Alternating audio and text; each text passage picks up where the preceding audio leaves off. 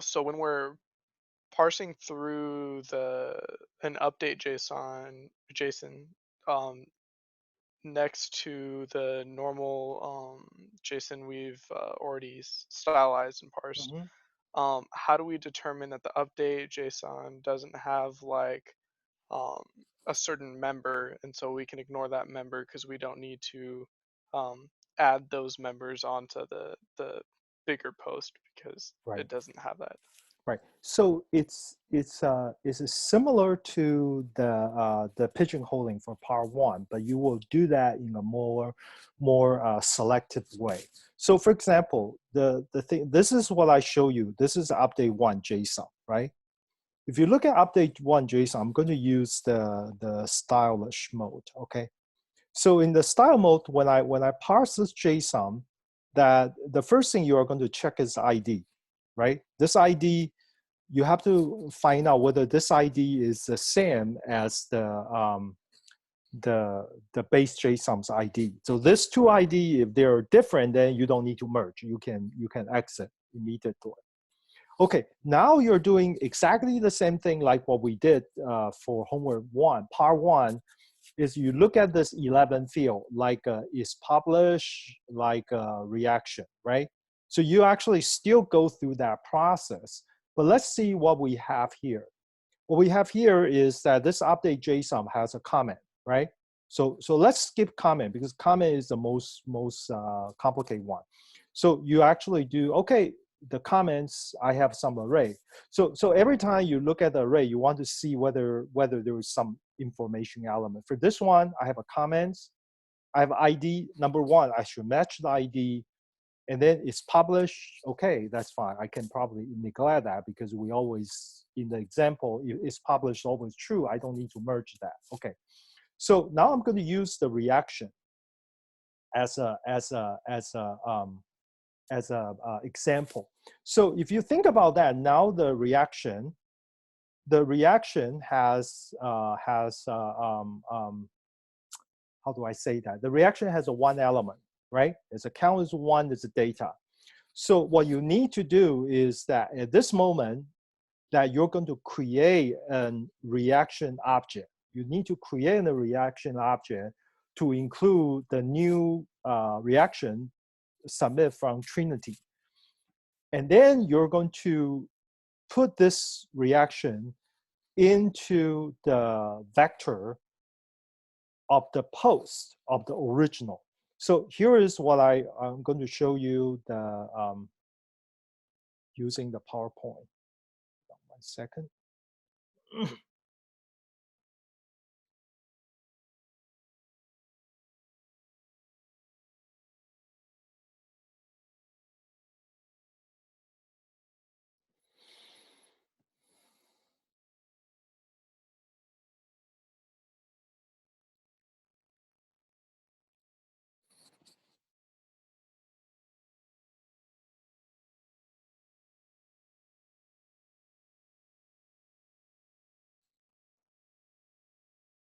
Okay, so this vector, now this is belong to the first JSON.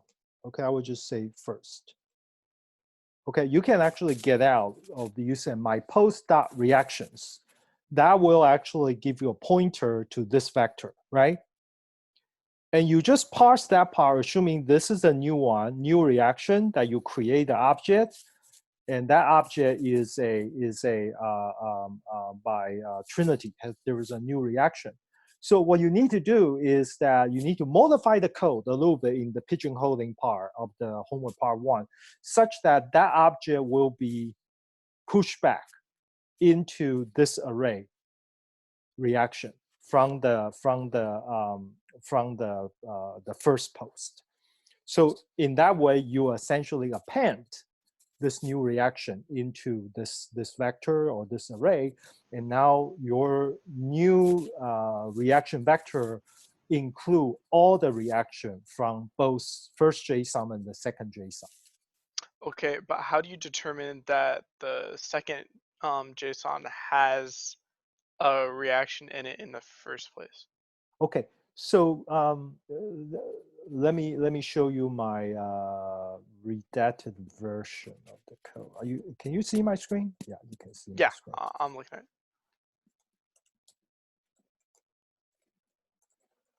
So that part is the same. You should do that part also for part 1 as well. But let me show you where I did that in my reference implementation. Okay. So this is my HW5 produce redacted. Do you see that for every vector I set, if my message action count as integer, whether this is greater than 0? Because if you don't have anything, this will not be 0. This will be equal to 0. So this is Okay. actually to check whether you have action. How do you check if you have, let's say, created time, since there's no count? I will do the same thing actually. Let me see if I actually check. Let me see what I did. You see, I said if message created time is null or not. If it's, Okay. you see that I always check Yeah. everything out of the JSON interface. I will check whether it's is either null or has an index that's greater than 0. Okay. So this So help us. we can assume if the count is greater than 0, if, let's say, a comment has a count, then it exists, and if the message and or the created time is null, then it doesn't exist. Yes, Okay. exactly. That's the way the JSON RPC, sorry, JSON C++, that's their interface. Yeah. Okay. And finally, can you explain to me a little bit about what new means in front of like JV time, for example? Oh, new. Oh, new is just a pointer way of uh, creating an object. So new is so let me actually do this. Let me copy and paste here. Let me use this as an example.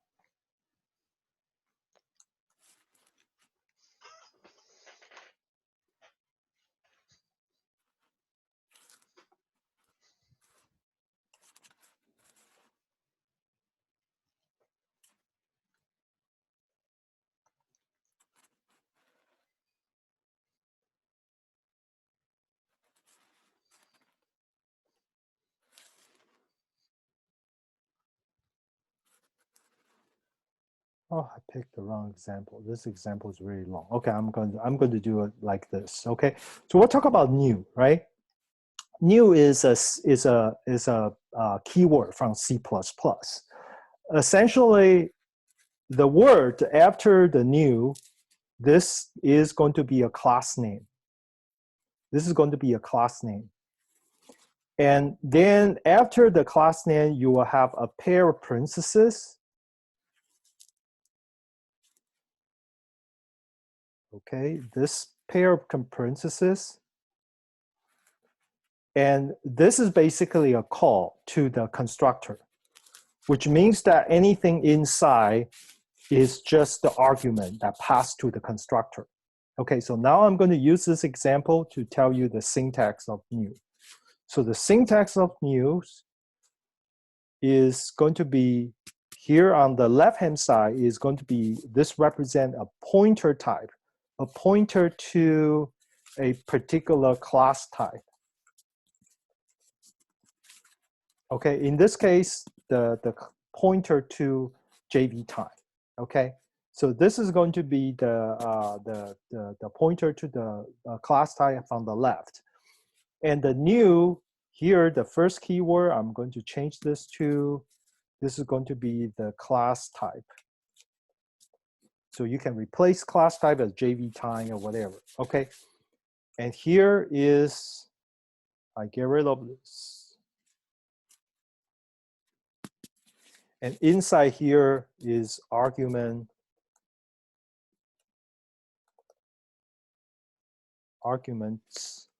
because it could be to constructor for class type.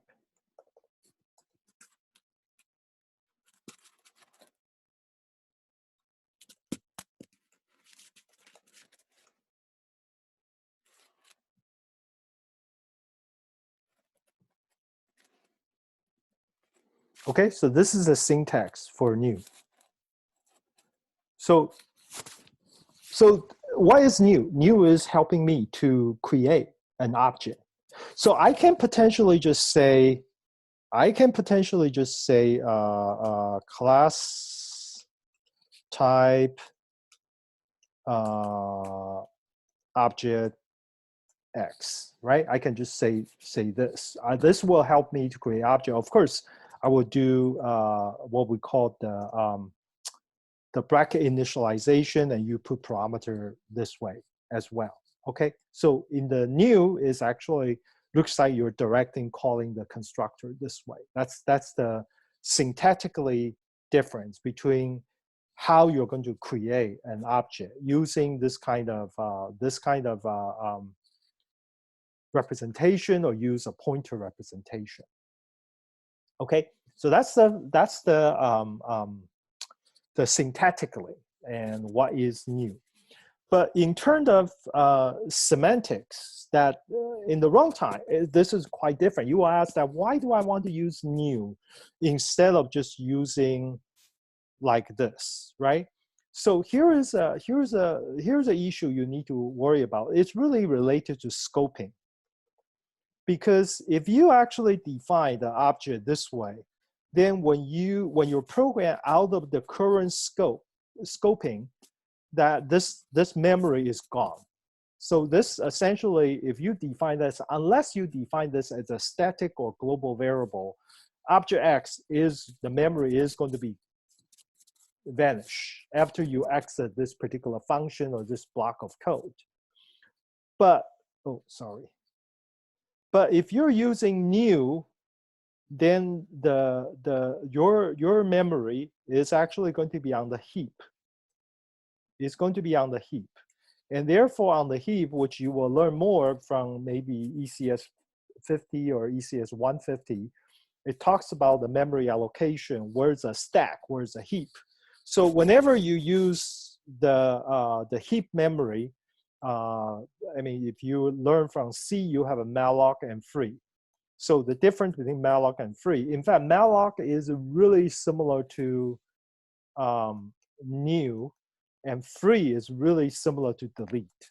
So they're basically, you can think about new is a C++ version of malloc, and delete is a C++ version of free. In some sense, the memory for the memory is there. Okay, so similar to if you use new, at the end of program, you should delete. You should corresponding the delete, because then you can reclaim the memory. Okay, so that's my quick introduction to new. When you say that you lose the information in the scope if you don't use new in a block Right. of code, do you mean like, for example, in a for loop, once I exit that for loop?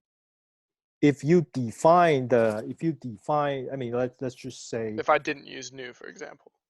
yes, it's gone. For example, I use just a for loop. Okay. Okay. Program here like this.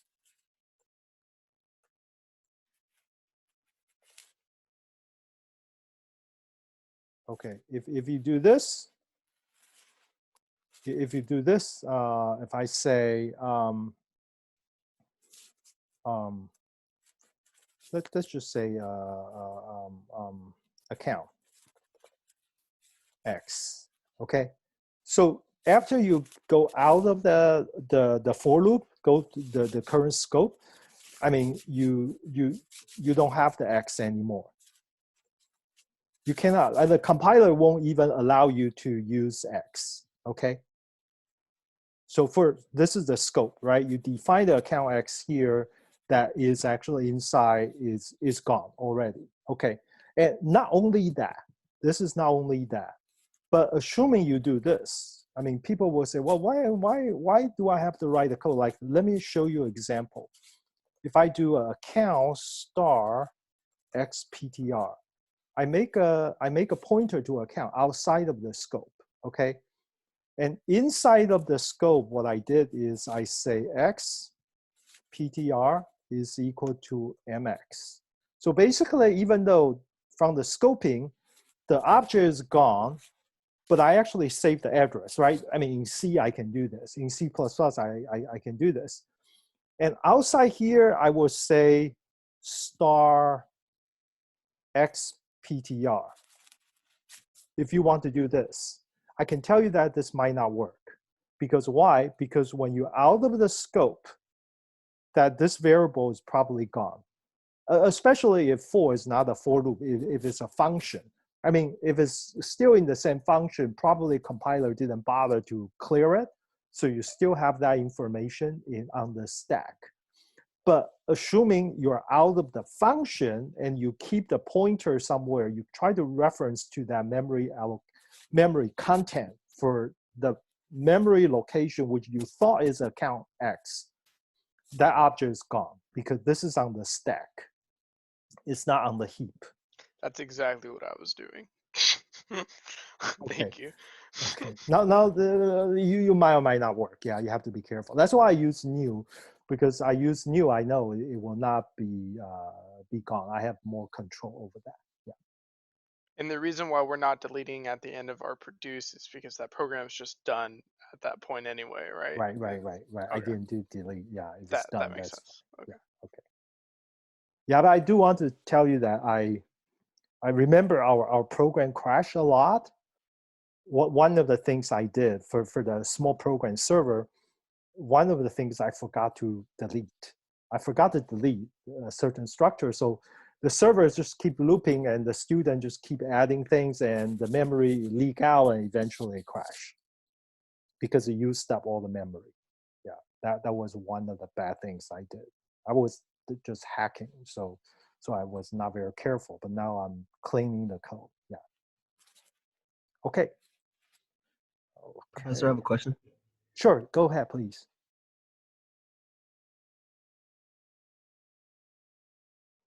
Andrew, you have a question? Oh yeah, sorry. I noticed for homework 5 produce redacted for the comment part, since we have to do one for or in the comments part, do we have to push back for the tag and the reaction in the comment? You don't need to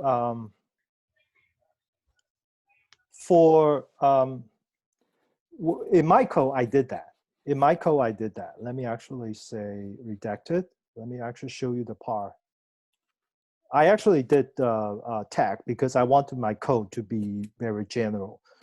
Is not introduce too much complexity. I mean, you talk about reaction, right? Reaction here. I already Well, get code. reaction in the comments part.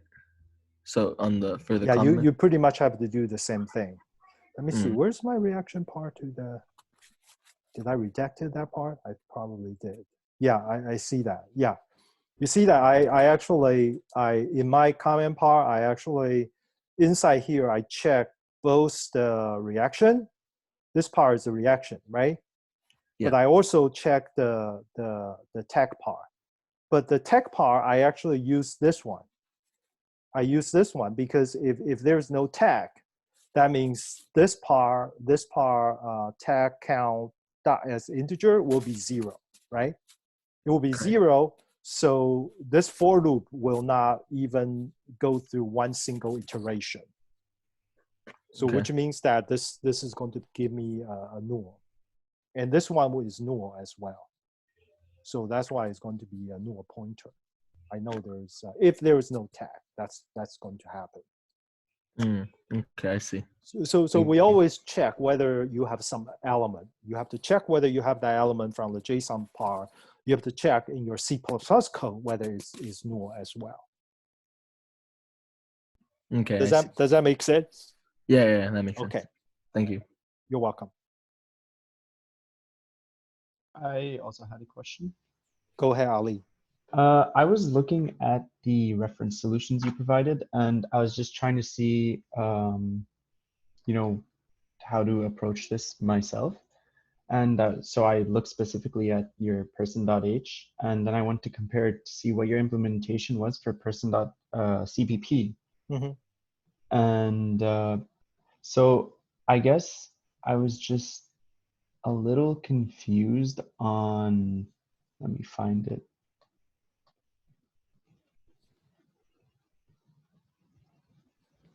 So I guess what I'm trying to get is like, what exactly are you doing such that you get the JSON value, and or that you withdraw the JSON value into your actual program? Because I guess I see that you have your, for like the pushback one with the dump J makes sense, but it's like, what exactly is uh getting the value for your um person, or the message function, I guess.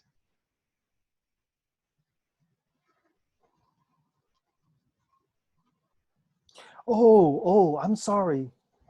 This part, don't worry about that. You're talking about this Oh, part, right? let Yeah, me, I'm sorry. This part, I messed up. This one was actually for homework 6. okay. Homework 6, I'm actually sending the message to each other. Oh, That's why I okay. have that person message. How do I actually Hmm. remotely call? So forget about that part. That Okay. part is never being used for homework assignment number 5. Okay, that makes sense. Yeah. Yeah, So then, that was when you think about one VSID want to contact the mhm, other mhm. VSID. I want to develop that capability. That was not supposed to be Okay, number 5. I forgot to delete it. Sorry about that. that's no problem.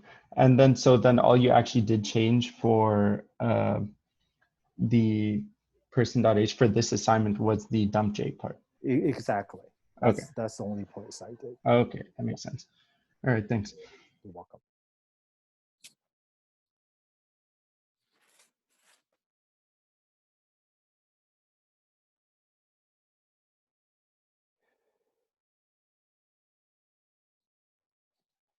Okay, do we have any other question?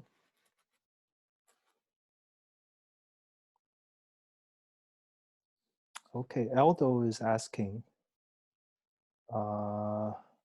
Okay, sorry. I will first answer Leo's question, and then I'll answer Aldo's question.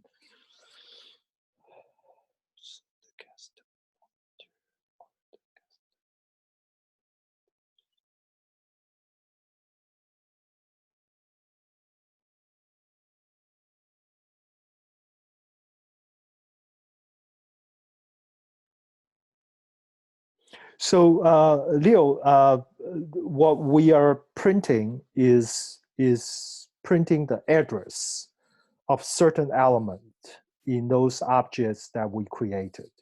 Address means that because we need memory layout, right?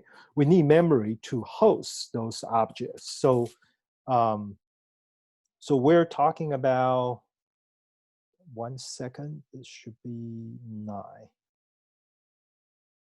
Is it 9? Should be 9. We're talking about, this is called memory layout, right? This is the object under virtual inheritance. So we're talking about the address that pointing to each of the area. For example, the work study. I'm saying that the casting is that the important element for this homework is that when you have a pointer, they're supposed to point at this particular address. But when you casting differently, it's going to move. It's going to move sometime here, it's going to move sometime here. So that's depending on whether you're using virtual inheritance or multiple inheritance. It will have a different kind of movement. And I want you to actually print out the address of this memory location where they are under the influence of casting. That's one part of homework 4. Okay. Does that answer your question, Leo? Oh, by the way, did you see my screen? I forgot to share my screen. I must, sorry. I was talking about this. You see that this is a memory layout. Um, for example, the address pointing, this is for virtual inheritance. And the printout is the address that pointing to the beginning of the object or here or here. What I was saying is that because of the casting, this address, this pointer, even though it was originally it was a work study star, which is a pointer to a work study object, but because of the casting, depending on how you're casting it, this address is going to change. This address is going to change. It's going to be pointing at the different places, even though it was the same pointer. And you will be able to see that address change. And the homework assignment number 4, part 2, is for you to be able to print out, to validate, to verify that those changes under the influence of casting.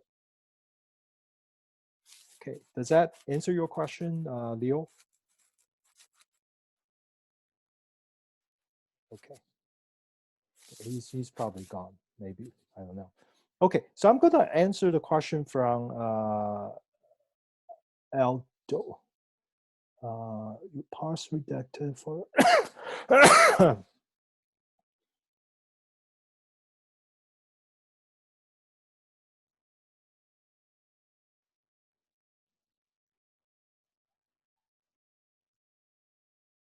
okay, let me take a look at my creating reaction constructor.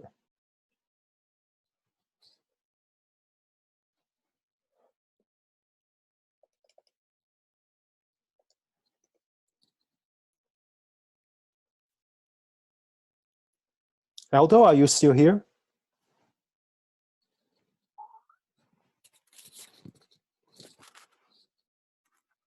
Okay, so so I guess you're looking at this part, right? Created time.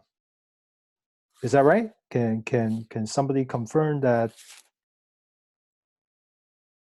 Oh, I'm not sharing my screen. Thank you.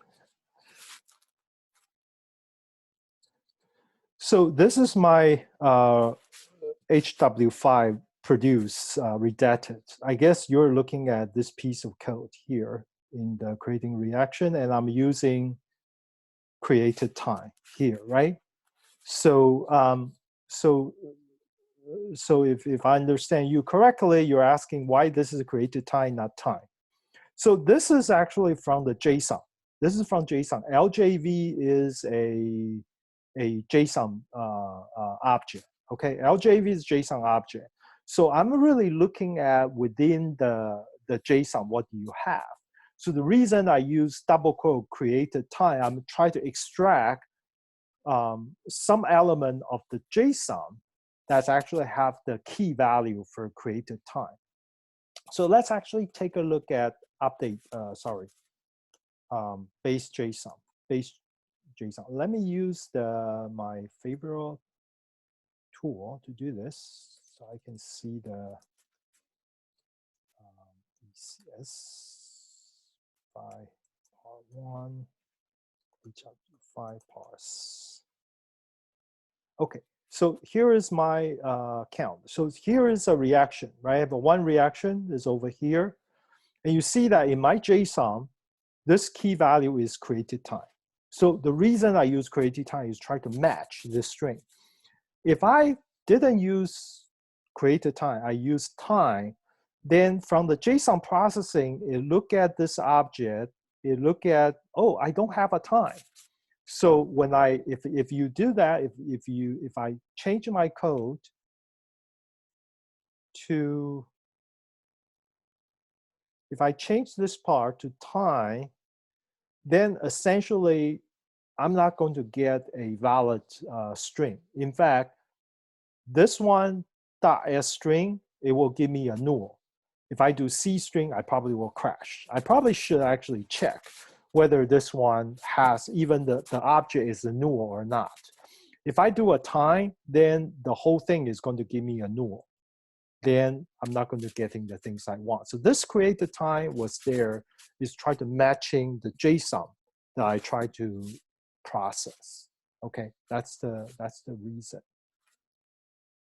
Does that answer your question, Aldo?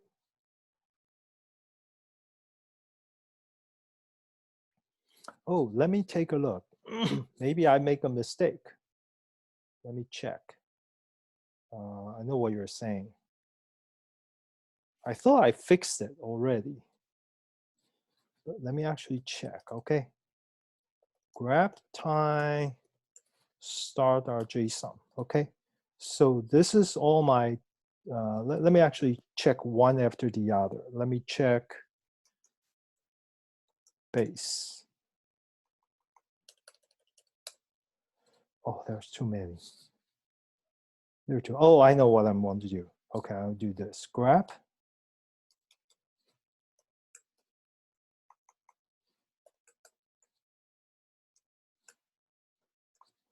I'm going to check whether I have anything. Okay, I don't have double quote time in base JSON. Let me try to see in update.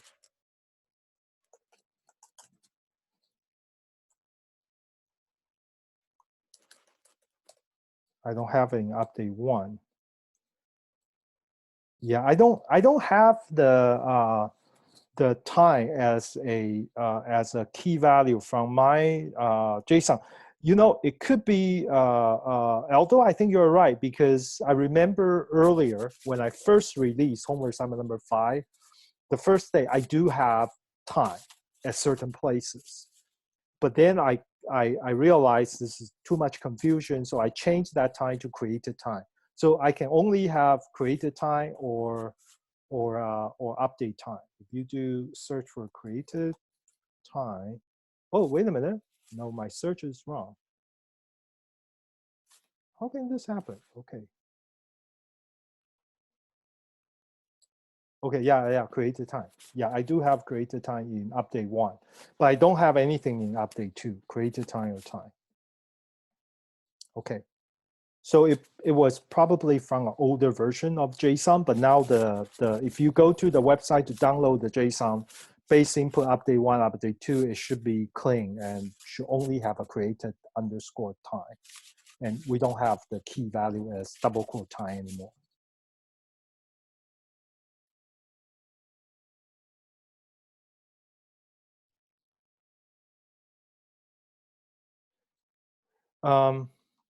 Aldo, when did you get that from the? Okay, let me actually check. Maybe I should actually check maybe you know what? Maybe I didn't even update on the server. Let me try to download. Maybe I did that and then I.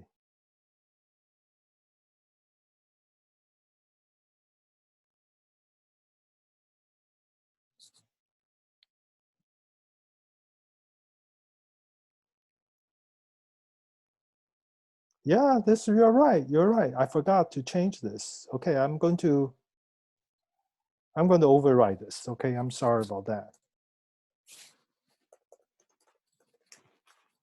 Sorry about that. You're right, and I really appreciate that you brought this issue up, Aldo.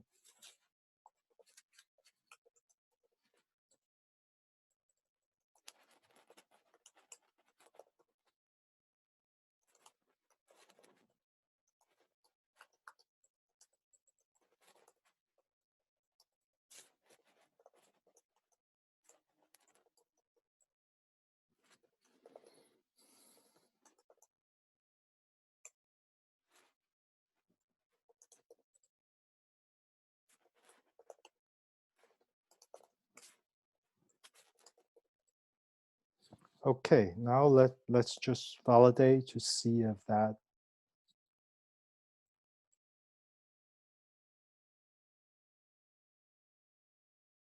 Wait a minute, it's still not being updated. How can this happen?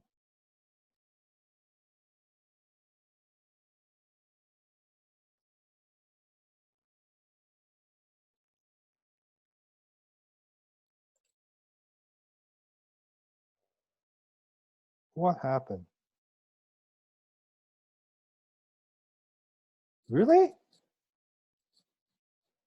Hold on 1 second. What did I do wrong?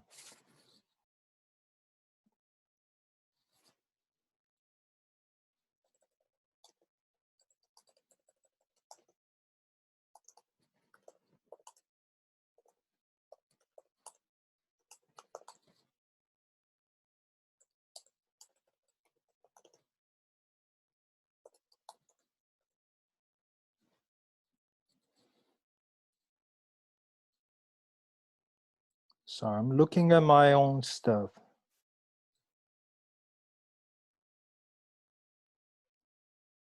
So I'm looking at reaction. That's very strange because you see the reaction, I'm actually using created time here. And I thought I just uploaded. Is that a web problem? Why the web browser is trying to do this? Why the reaction here is still says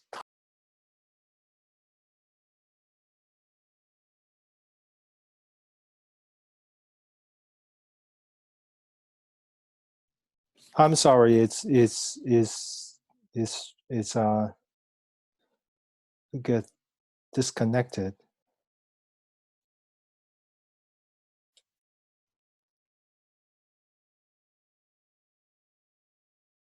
Let me try to download this.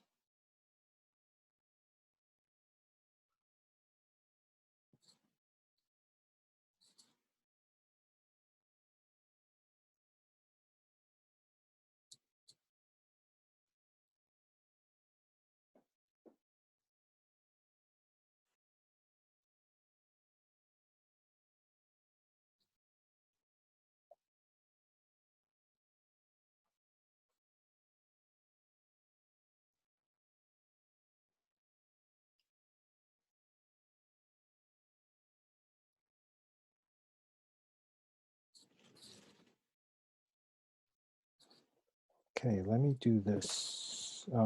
.hw5 parse /desktop base. Yeah, it says created time. It's very strange. I just uploaded, so now it just says created time. But for some reason, when I use my browser, it seems to me my Firefox still loading the old stuff. Now it changed. Now it finally changed. It took a while. Okay. All right. I'm sorry. That was a mistake. But now it should fix. Okay. All right. Any question? Okay, I'm going to end this and try to recover the video that we recorded and then upload. Okay. All right. Thank you very much, and talk to you later. Bye.